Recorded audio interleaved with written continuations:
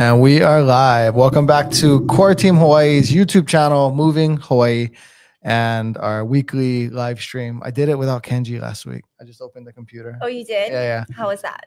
It was good. It actually performed well, yeah. Yeah. Compared to like our lives don't get as many views as our Sunday drops, right?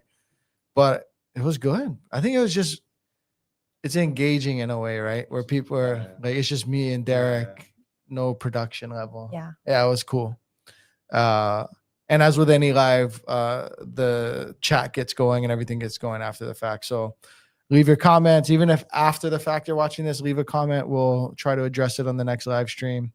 We also put this on the Hawaii Real Estate Podcast on all the streaming platforms. So you might be listening from your phone, Apple, Spotify, stuff like that.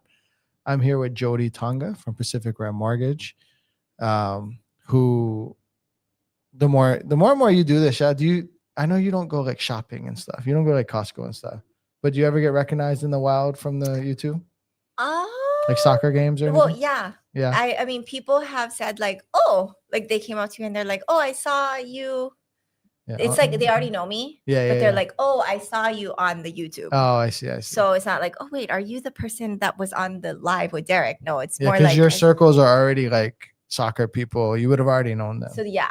But I did. And then there was a friend, we were at Dave & Buster's, and a very old, like, we haven't seen each other for 20 years type of person came up to me and she was like, but we do follow each other. We follow each other on Instagram. On socials and stuff. But she was like, oh my God, I always see you on Derek's YouTube. I was like, oh my God, you watch that? You know, she was like, yeah, I watch every single, So anyways, that's that. Yeah, that's that. We're today.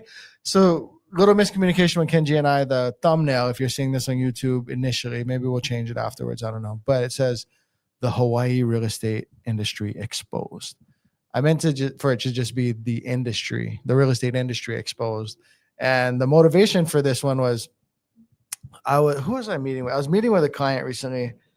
I can't remember who in the exact situation, but because I forget these things, I texted Kenji while he's on vacation. I'm like, hey, I don't know. I'm not sure if you're back next Tuesday and we're streaming, but if so, I want to talk about like the industry exposed. And it was all about this client. I gotta think if it's gonna bother me the whole like conversation. But the client was really fearful of like, please shoot me straight. Don't lie to me. Don't overpromise just so you can sell me. And I'm like, you found the right people, right? Yeah. Of all the people. And so I started playing through my head the kind of conversations that most people would have in a listing appointment and how most people approach a listing appointment in sales. And I was like, let's do a podcast on that. Before we do that, I'll flash my screen, go to coreteamhawaii.com, scroll to the bottom. So for any real estate needs, for any real estate needs, fill out this contact form on the bottom. By the way, don't go to try to find us at here. I actually need to update this. The office of EXP, our brokerage, is actually changed. So I need to change that. But we don't go there. So I had someone to? Just out of curiosity. Hawaii Kai. Oh yeah. Yeah. I think I saw that. So don't go and try and find us there. Go to the bottom of the page here and fill out the contact form. Sunday through Thursday, currently, our assistant is on most business hours, is ready to give you a call back right away. Fridays and Saturdays, Aiden picks up most of the slack, but we all try to give you a call back if you register on a Friday or Saturday as well. And I'll bring up my phone. So if you're commenting and questioning, if you've already done so, Kenji will prompt us. But yeah, so I was having a conversation and the person was saying, I wish I could remember it now. I was saying, like, no, please, like, could you please just like tell me the truth? Don't oversell me. That's the problem, is I'm always getting oversold. I was also on a listing appointment recently, and the person, Aiden and I gave him our price range, and the person was like, that's too low. I just won't list it. And I was like, well, then I think that's what you should do, because the number you need to be at is just not logical. We're looking for two things when we're giving valuations for a property, on the list side or on the buy side. And we're looking for logic and precedent. Now, we can also tie in emotion and speculation. So, for example, logic. Logic is, well, they bought it for $1 million. They just bought it. They added 50,000 worth of upgrades plus solar owned. So it's like 100,000 total. And so logically, they're trying to bat closer to 1.1 million. And we see the math and we see the logic. Is there precedent? Just because they renovated it, are renovated homes with solar and with 20 panels owned and 2 Tesla batteries in this community going for 1.1. They may have overdone it. Precedent may only be $1,050,000 despite their 100,000 of investment. And so just because they just bought it and something in their life happened and now they have to sell and they put 100,000 into it, doesn't mean they get 1.1. So we're looking for logic and we're looking for precedent. And then we could look for emotion, right? So let's say the home hasn't hit the market in 30 years, but it's a cul-de-sac home and it's like the best view in Mililani, the best view in Kaneohe. And so there's logic, there's precedent, and then there's this unknown, which is how much would someone pay to have an acre in Kaneohe? And we don't know, right? How much what's the market doing? What's Trump tweeting? Are we in a trade war with China? I don't know. Check back next hour. We may or may not be. There's things that are harder to control for and harder to sort of quantify and measure. And we look for those things too. But I think what happens in a lot of listing appointments, like there is a brokerage that I know you work with too. And they say there's a metric they use for awards, listings taken. Right. Not like listings sold or people helped or people told the truth or anything. And I don't mean to throw shade because actually in general, I'm a fan of that brand. But it is what it is. I think listings taken is a bad metric because what that means is when I sat with you at your coffee table or your dinner table and we went over numbers, I was able to somehow take the listing. I was able to somehow get you to sign the papers. Mm-hmm. That's not a good metric for me in my business. I don't want to take the most listings. In fact, listings actually taken to listings sold and list price to sales price, that's a good metric. Those are good metrics I want to be measured. Well, imagine if I was 100%. Every listing I take, I'm able to sell it. That means I probably lost out on some along the way where I told the truth. The person didn't want to hear it. They're like, well, Jody, who works with Bremax or whatever, says she can sell it for 1.1. And I'm like, there's logic, but there's no precedent. And I don't think we can really play on emotion here because there's nothing special about your house. It's in the middle of a busy street and it was on the market 90 days when you bought it.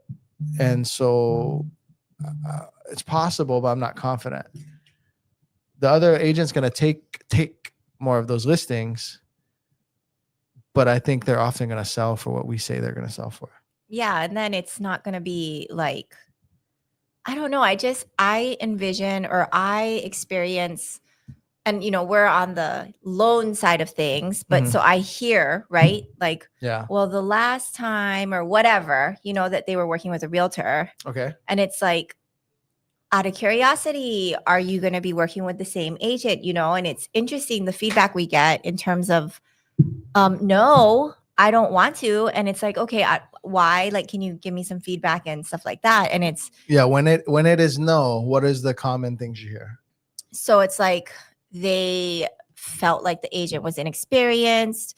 They felt like the agent didn't have their back. They didn't like the communication. They felt lost. It was a super stressful process. But a lot of that stuff, it's like, I mean, it's such a psychology of the sale because it's like, okay, I really want this business.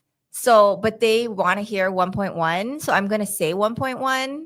But then it's going to be so painful because it's like, oh, I'm going to let them realize that 1.1 is not realistic. We'll go on market a couple weeks and then we'll have the conversation of like, hey, we might have to do a price reduction and, they'll work it down. And then it's just like, but is that a raving fan? Is that going to be a raving fan? No. Well, it's less likely.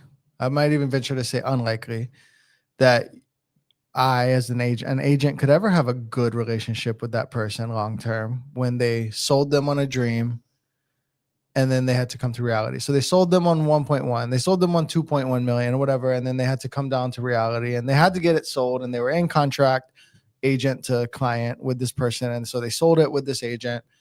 And maybe that was always reality. And that's the training. So the back end training, while I'm exposing right. When we're new agents or we're paying for coaching, and that is actually what our coaches will say. They'll say, look, they're gonna have to sell it for $1 million eventually with someone. It might as well be you. So tell them what they need to hear and show them your systems and your process and how you're gonna market it on Yahoo and Amazon and all these like ineffective things. Take the listing, and you are the one who's built the trust, built the relationship when the seller finally sees reality, or when the buyer stops underbidding and finally bids closer to market value and wins a home. Now we can talk about seller versus buyer because that's a different thing, but that's a training we get, guys, and that's different. Like, so there is a way to do it. So there is a way to say like, hey, I don't see your property selling for 1.1. Mm-hmm. If you want to shoot for the stars and give it a go, this is what the outcome could be.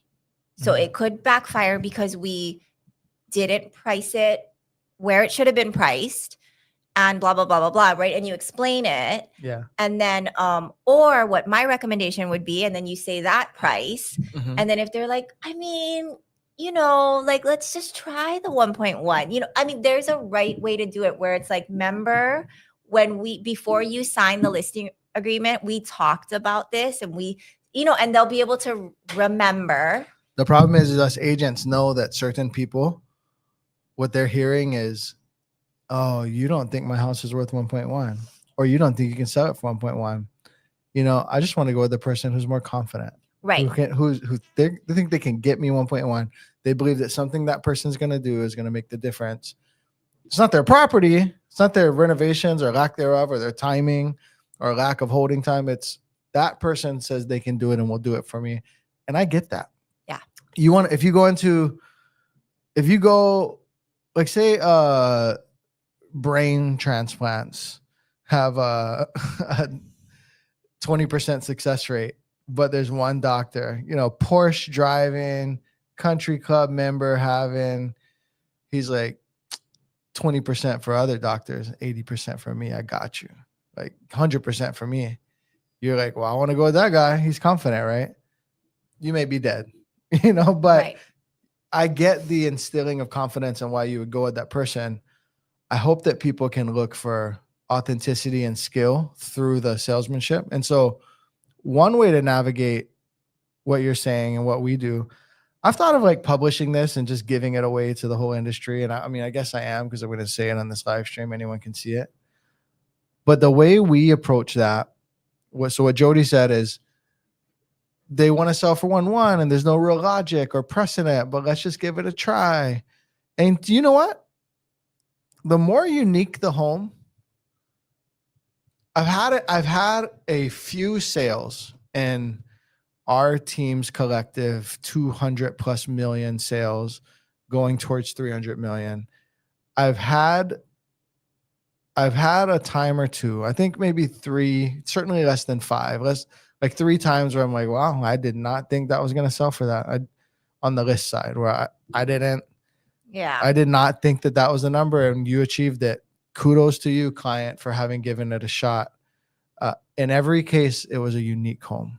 So when you have a commodity, when you have a condo that's one of 100 or 1,000 in a building or in a townhome community, there's less of that. Like, there's nothing unique to play on that emotion card that's going to make this home go for an illogical amount. But you have a home on the ridge in Hawaii Kai that it has a unique positioning, so it has more privacy and it's single level, so someone can age in place, and it's actually on Mariners Ridge where everyone's on like stilts, but you happen to be flat on slab on grade, and it's just totally unique. And it's hard to quantify the logic, and you're like, I think someone might pay extra for this. In those cases, that you could defy logic more often. But the way that I approach that, let's just try thing is I talk about levels of confidence. And I've not made a document for this, but I've thought about doing it. Because any agent or any salesperson of selling, certain things, it should be, I have 100% confidence that I can sell your thing, house, car, set of golf clubs, whatever, for like $1. As we get higher in price, the window of which I drop from 100 and I get to 0, it's a tight window, right? Like if you're looking at which screen are we on? Of all the possibilities, I guarantee you're going to sell it for $1. Like, hey, if you're out there watching and you have a good home, you want to sell for $10, call me. I'll buy it right now. All the way up to some number. So let's say it's $1 million. We talk with the clients about where does our level of confidence change from 100 and find like in 70 to 80%. Because that's probably around where we're going to list, where we should list, right? And then it's non-linear, the degradation, the cliff of confidence. From zero, think about it, from 0 to 960, I was like at 100% confidence level, right? At $1 million, I'm at like a 70, 80% confidence level. By, maybe by $1,030,000, depending on, it's like a track home in Eva, maybe by $1,040,000, $1,050,000, I'm at like 0. Like you just aren't selling this for this much. I had so much confidence for the majority of that range. There's a small, so we're looking for that needle and like, where do we go from 100 to 70, 80% confidence? And where do we drop off to below 50? And let's start the conversation that way. And it would be good. So like, let me know in the comments, what state are you in? Where are you at? I see Ethan out there. What's up, Ethan? Anytime you're talking with an agent, you should approach it that way. Almost no agent's going to think of it that way, but you should ask them, where are you? Like, you could obviously, hey, Mr. Agent, Mrs. Agent, you could sell my home at 100,000, like guarantee, right? Oh yeah, guarantee. At what level do you start to lose confidence? Like, I don't know. I think so. And at what level are you like, I just probably not? And then what level you're like, there's no way. It's not even productive to talk about that price. Not all agents want to have that conversation because that's pulling an agent outside of the sales process that they've been trained on. But I think that's a good way to approach it. It's a good, honest way to approach it. We got some comments. All right. Let's go through them. Jodeci. Is it like Jodeci or Joe DC? Either way. Aloha core team and Jody. Hey, beautiful people. I think that's more for Jody than me. Mike Ramirez. Aloha core team. How's it? Listening to another podcast here at work. Big kahuna. Aloha core team. Excuse me. Big kahuna. Jody, am I able to use my digital assets when calculating the amount available for a loan? We talked about this, but I don't think it was him. Is the question, are you referring to crypto? Is that what he means when you say digital assets? I would think so. I think this is the guy from 2 weeks ago. Is it the same guy? I don't think so. It's not? Actually, I don't know. I forget. You There was that question a couple weeks ago. Yeah, so digital assets. I think your answer was like, it's possible, it's great, it's not common. It will become more common and more available. I mean, definitely the amount available for a loan. Yes. I'm going to liquidate this thing. I have this thing and it's worth a certain amount of money. And if I'm going to buy a house for $1 million and I'm coming to the table with 500,000 and that 500,000 are digital assets, yeah, we can easily use that. Let me ask you a question then. So say I have 500,000 in one stock. Like I'm a bull on NVIDIA or Microsoft, let's say. Do you count 500 as 500 or do you guys apply some like percentage? Like 500 equals 400. If you're going to liquidate it, you're liquidating it. This is my thing is, especially in this market, in this presidency, if we start my escrow process or my pre-approval process on October 1st, right? We're not closing till December 31st. That 500,000 could be worth 300,000 by the end of it. Right. It could be worth, we have a buyer that they're this fund happened, right? went to diminished by 50%. Yeah. But so yes, that is a realistic. So it's 500 to you guys? That was my, Yes, because I but would think mean, it would be less. Like, I mean, we can't really tell someone that I'm only using 60% because I don't know when you're going to liquidate. So there's no like guideline on that. But the reality is, even though there's no guideline on it, we're having the real conversation. Like, when are you liquidating? Because if you're telling me like, oh, I'm going to watch it every day and then I'm going to decide when, like, the reality is that if we get to the closing table and you don't have enough, then we're in trouble.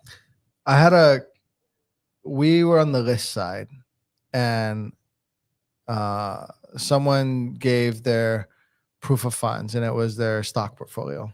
And I was like, but if you look in section H of the contract, it's like to the satisfaction of the seller. So for example, if the seller was like, you have 100 grand, and or in this case it was a lot, it was like 600,000, but you have it in GameStop, for example, the seller could say that's not satisfactory to me. Right. I don't accept it. Like, I want to cancel at that point. But to me, that's not liquid.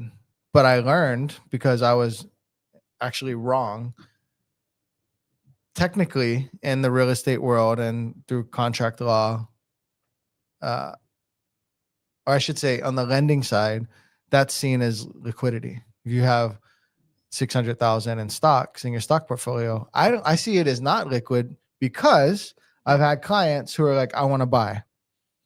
And then they see their assets drop in value and they go, I don't want to buy. Right. And so when I see, but that's the same thing as someone saying, I want to buy, and then catching wind that their company might be doing layoffs later in the year and saying they don't want to buy. Yes, it is. The same? I don't think so. I mean, it's on the same parallel. It's something that wasn't necessarily anticipated. Outside of their control, that caused them to lose confidence. But that in that case, though, they lose actual. Well, they're not. They're not laid off. They got wind that the company might be doing layoffs in the future. Yeah. But when let's say they own $1 million in Tesla stock and it drops to 500,000, and they go, I cannot exit. I can't sell. I can't do this. Like, I need to be up when I buy. That can happen in a 30-day escrow, especially right now. That can. And so if you're not managing more the buyer, volatility. Yeah, you have to manage the buyer properly. But if you're on the list side, you don't get to do that. Right. And so I don't love that. And so anyways, the thing I was going to get to, inspired by their question, was, you know how when there's VA disability, you guys say there's a metric, like, okay, well, if you get 1,000, we see that as like 1,150 or so. It's like times 1.15. Right. There's also instances where you guys, and I can't think of it right now, where you guys take an amount. When we're using it as a reserve. There's also instances where you guys take money and you go, well, we're not counting it for the full because you're going to get taxed on it. Right.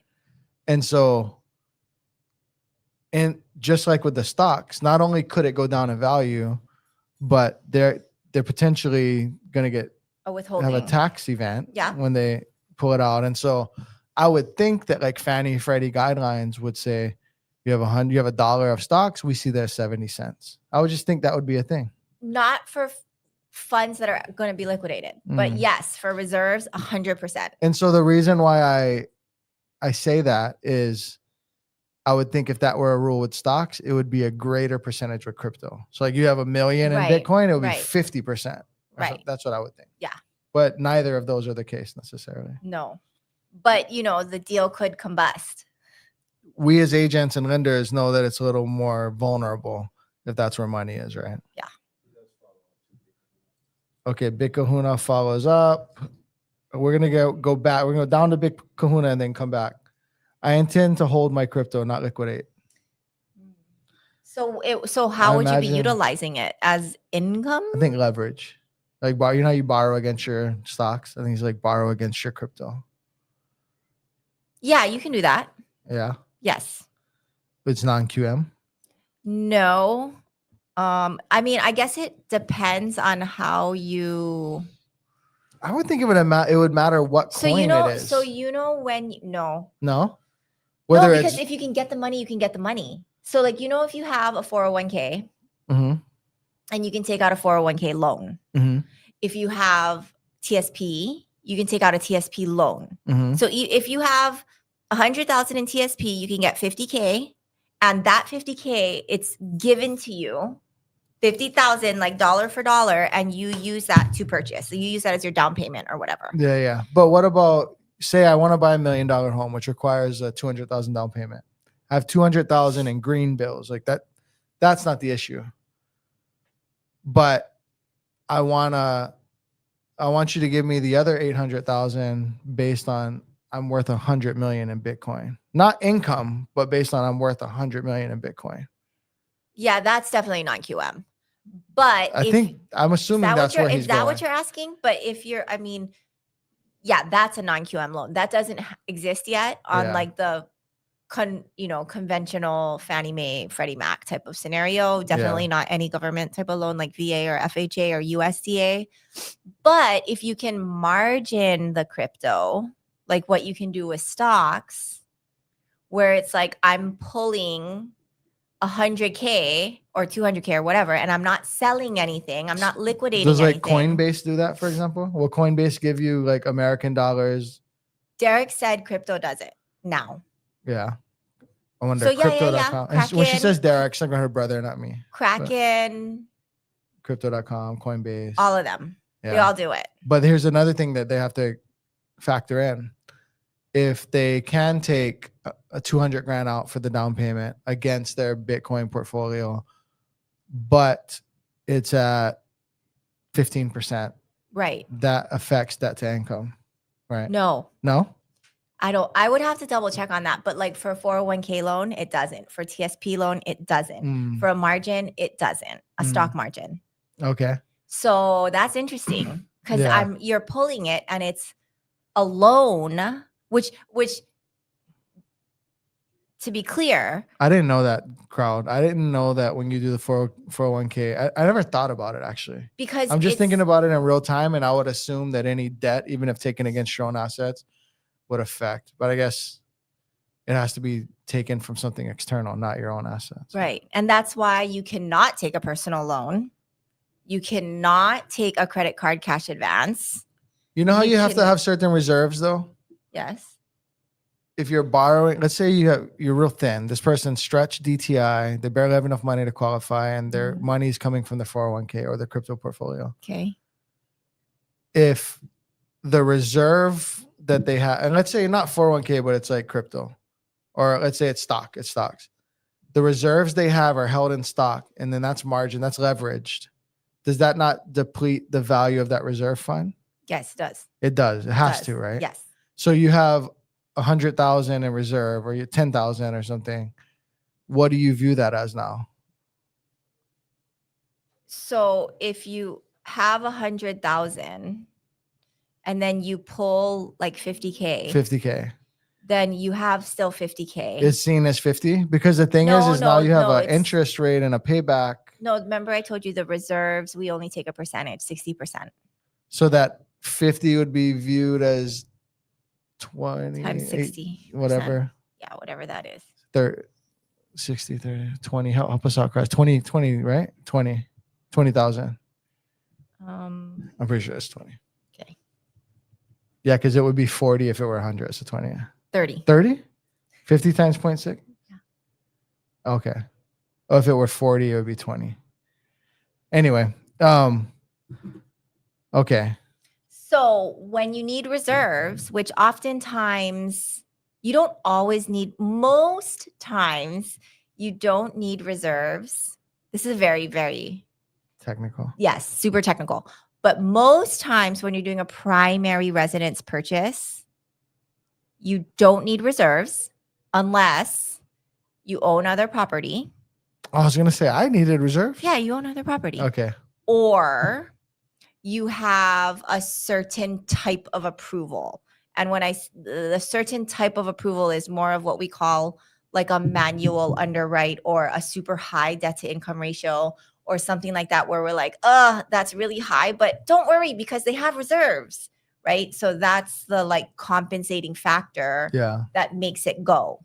I see. But on a normal primary residence purchase, where you don't own other property and it's not like again, super technical, but what we call a refer eligible versus an approve eligible, then we typically don't need reserves.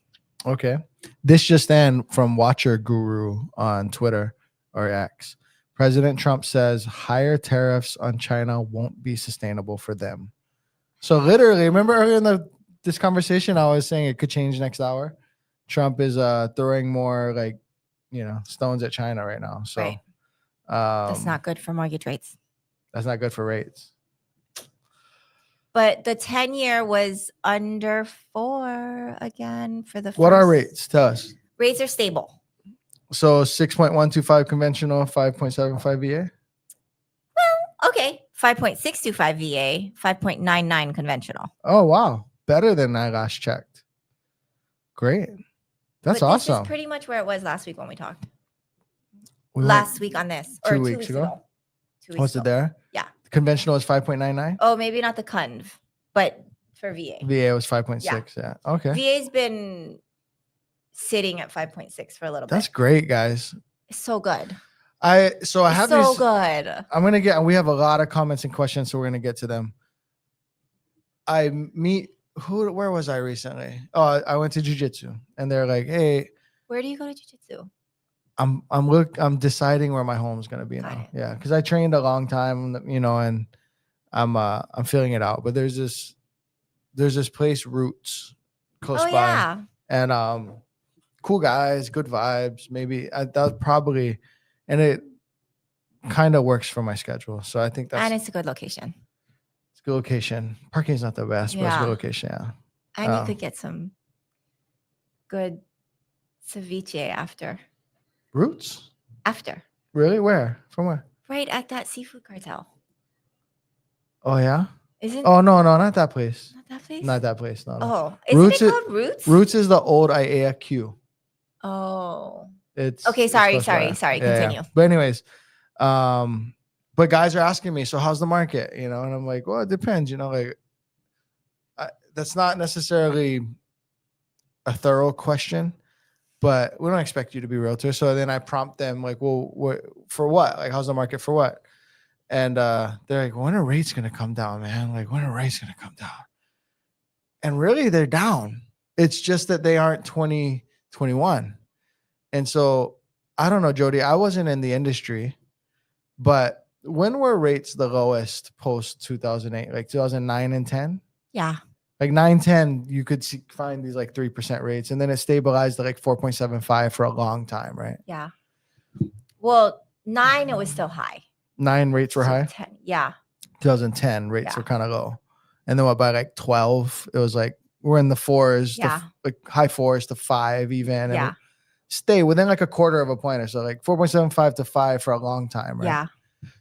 How long was it in that transition from high rates to low rate, or from low rates 2010 to high rates or higher 2012, before people stopped saying, when are rates going to come back down to 2%? When are rates gonna... So it was a lot shorter. Yeah. Because right now everyone's like, well, when are rates going to go back down to 2021?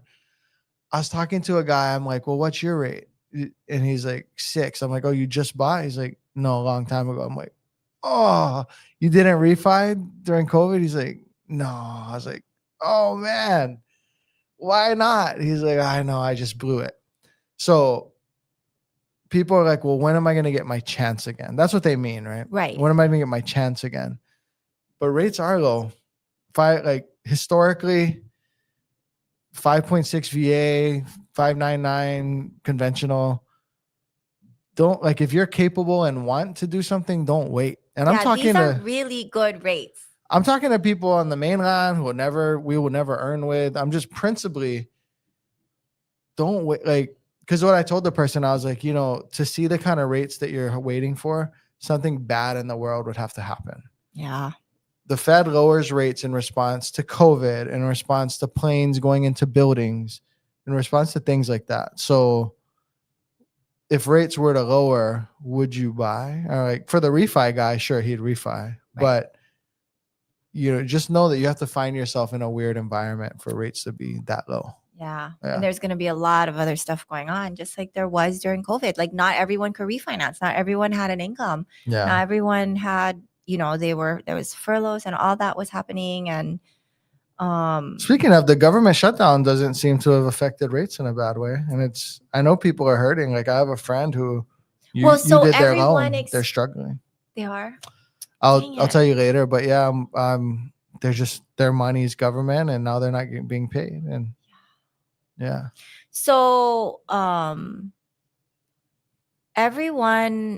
lot of people that haven't bought, that are on the fence or that are active buyers, some of them, it's like, it is a little discouraging when I'm like, oh my gosh, hey, I just sent you the numbers. Like, let's talk, and then they're like, okay, I'm pulling it up. And I'm like, they're so good, and then they're like 5.625.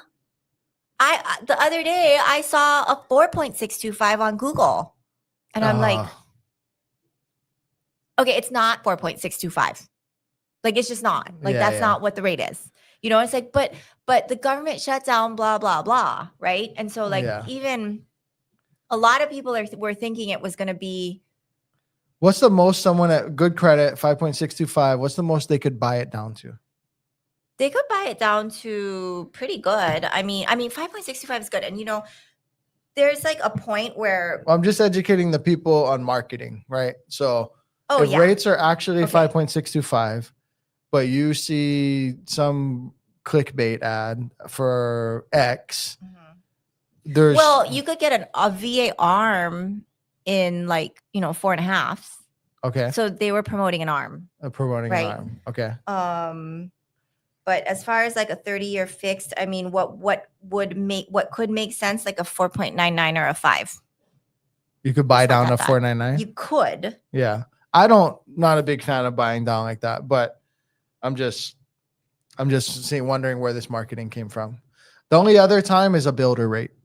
I think that's really the only other time, right? Like if the builder has their own financing and they release 10 homes and there's these 3 that are sitting and they got to get them sold. Sometimes actually there's this teaser rate and there's 3 homes sitting. It's like, oh no, it's only for those 2, not the other one. Right. Like, well, why not? Like, well, we know we're going to sell that one. Like that doesn't matter at time, but the 2 had the undesirable floor plan. It's next to the freeway. Those 2 get this really good rate, but not that one. But also there's a lot of marketing that gets done that's just not truthful and honest. Yeah. Yeah. Yeah. Yeah. So it could have just been nothing, right? It could have just been bad ethics. All right, let's go back to run through these. Mike Ramirez, you all are awesome. I learned something new with every listen. All the best from here in LA. Thanks. Thank you, Mike. Chris Lancaster. Good morning from Northern Virginia. Afternoon here. What's up, Chris? Ethan, our friend. Good morning, also from Northern Virginia. Alan Adelson. So my agent that I bought 2 properties with is not great at price negotiating, and it's a big but, she does above and beyond with the research and protecting me and putting first. So she's not great with negotiating. That's interesting that she's not good with negotiating, but she obviously has a high level of service and. I think we sometimes watch sales and business and real estate through this like TV crafted lens. Maybe there's just on the ones that you've bought with her, there's not been the negotiating leverage that you want there to be. Maybe the Wolf of Wall Street wasn't going to get it down to $1 million. It was $1,050,000, and that's just what it was going to be because there were competing offers. I'm not sure, but I'm glad that you like her overall. That's great. That's what's most important. Yeah. So what I'm saying is a good agent sees the relationship before the sale. Yeah. Yes. However, yes. And a good agent could also be not your friend and not going to come to your kid's birthday because they have kids and soccer games and they barely see their own cousin, and so the relationship, I don't know if the relationship isn't the word I would use. It was like, I see, or I could acknowledge that the relationship may be shorter term. It's not, I'm not going to fake to be your friend to make a sale. Right. So sometimes in sales, people become your artificial friend, and they, but some salespeople want to be a friend, and they want to go to lunch with you for years to come. And occasionally that happens with us as well. It's just someone we connect with more. But I would just say be cautious of people that, are fake friends. Yeah. Just put normally. Hi, I'm Lee. Sometimes bring people back down to reality is a hard pill to swallow. Yep. Ethan, Core Team does this all very well. When we bought originally, not with Core Team, there was not a lot of help or thought put into what our offer would be. When we sold, Derek and Aiden were fantastic. Thank you. Helping us think on what a success would be, even if it was lower than what our asking price would be. Yeah, or asking price was. Yeah, because like with Ethan, and with any seller, like we're like, okay, well, what's your burn? So what's principal, interest, taxes, insurance, maintenance fee, HOA? Principal goes back to wealth, although you don't have it while you're making the payments, but it'll eventually come back to you. The rest of it's a burn. If we try for this amount, but we're burning that amount, what if we just list it at a more reasonable price today? And, there's this whole equation and a lot of thought that goes into it. Yep. Yes, love the levels of confidence. Derek and Aiden, Core Team, are great at using the data and telling the story for what they are seeing in the data, and also bringing you along to provide your own inputs if desired.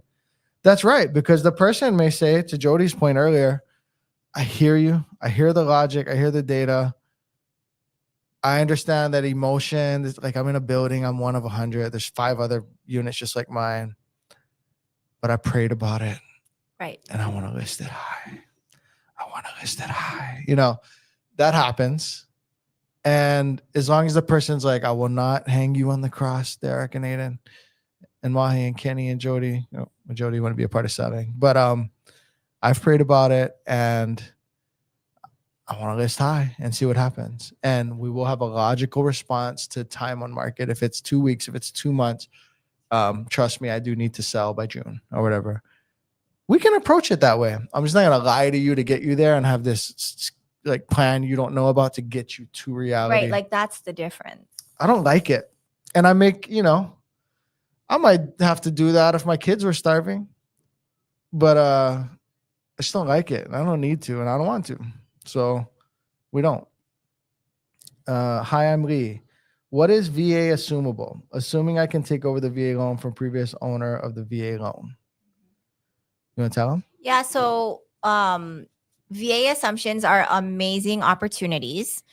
They are basically when you will take over the existing loan exactly as is. So if the existing loan is a 2.5% and they owe $500,000 on the loan, you'll know exactly what your payment's going to be. And you'll just take over the loan. If they're 7 years in, then, there's 23 years remaining, and you take over that $500,000.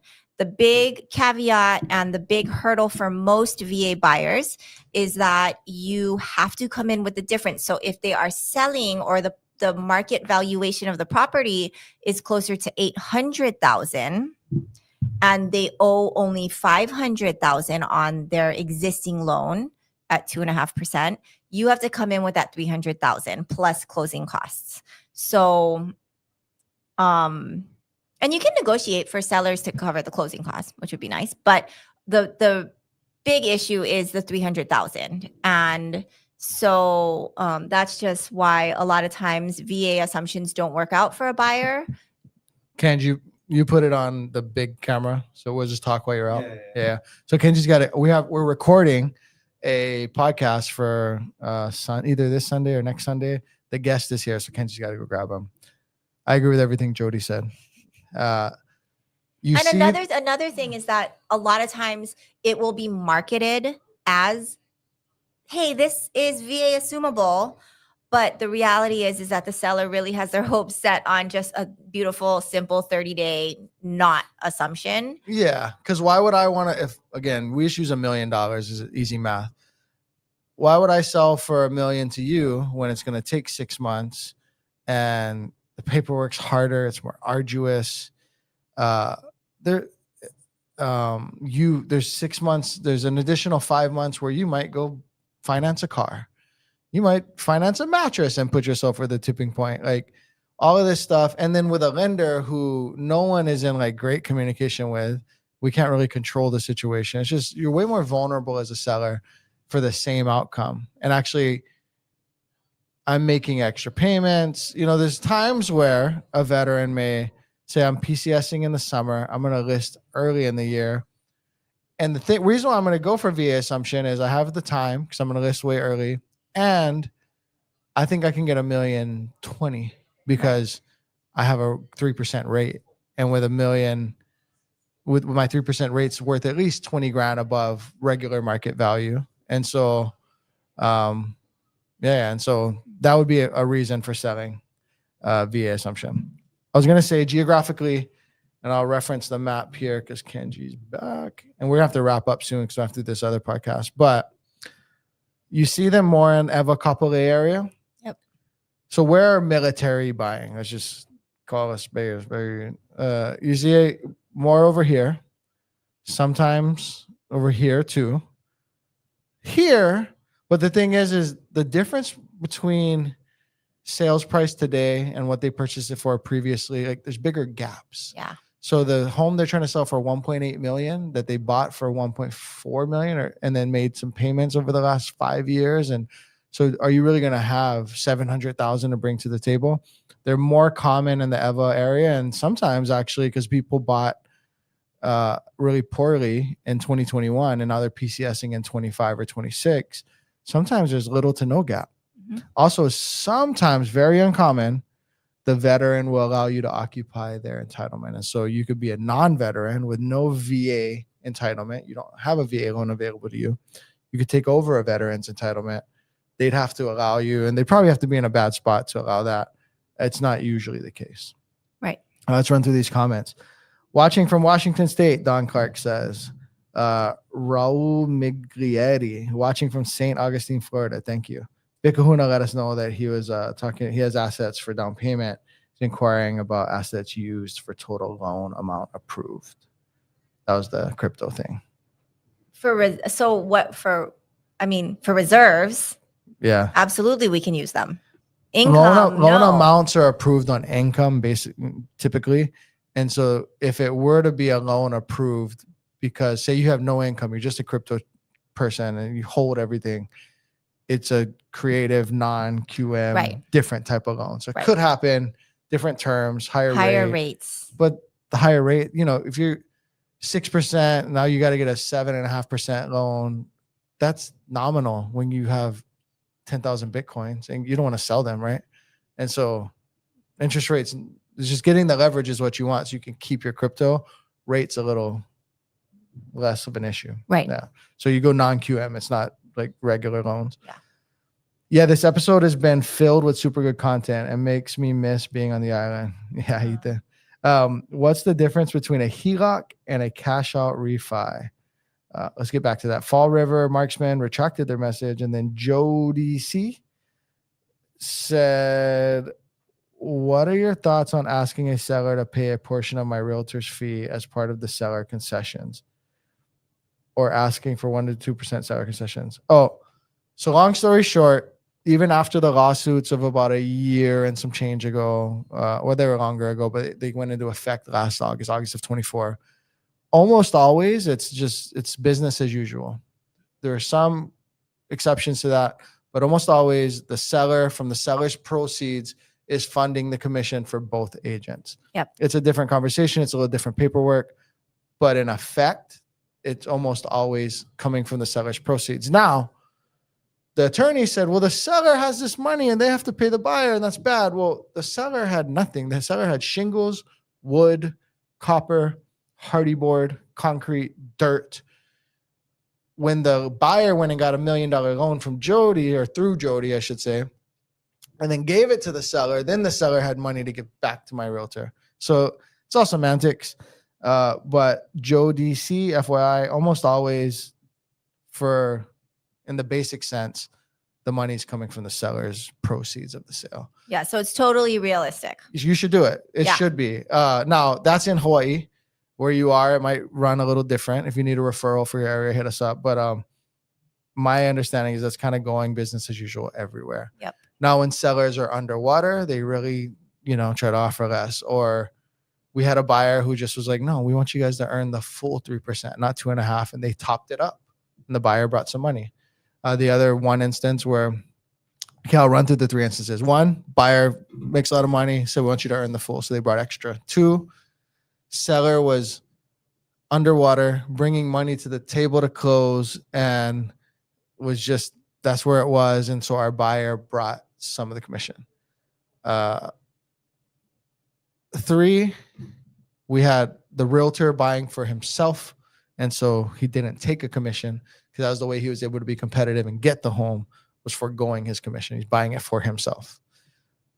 And probably 70 other buys since the rule changed. There's just sellers paying the buyer agent commission. Yep. All right, question for you. It would be Oahu, so hopefully to be able to buy soon. Oh yeah, hit us up.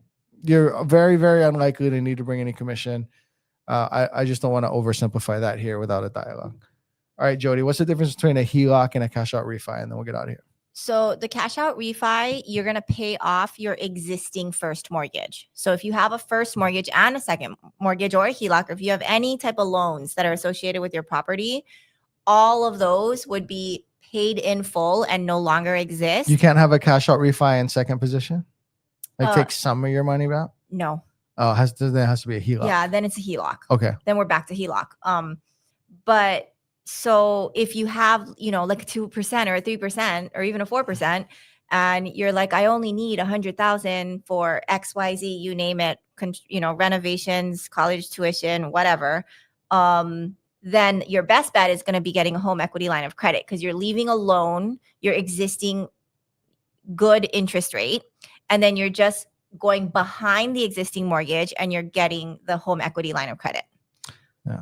And not everyone can qualify for that. So sometimes people that do have the good rates, they're still doing a full cash out refinance because of whatever miscellaneous reason that they cannot qualify for a home equity line of credit.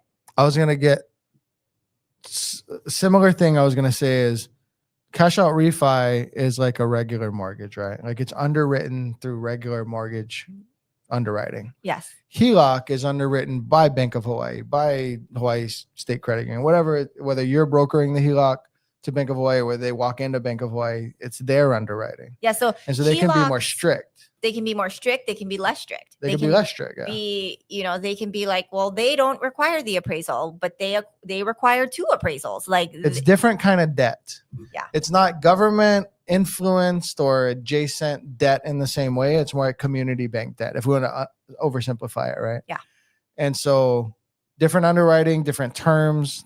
The actual interest is calculated on a daily basis versus like this pre-amortized thing. And so it's just different, but assuming you qualify for both, I like the HELOC better. Right. For most people, and we would have a very in-depth conversation about pros and cons and where you are on the level of risk scale and the purpose of it and your income stream and all of that stuff. There are people that that really don't like home equity lines of credits, and there are a lot of reasons for it. So, but we could do a whole combo. Maybe we'll do that. Kendra, one of these future ones, cash out refi versus HELOC. That'd be the whole, like the main combo. All right, guys. Love you. Bye.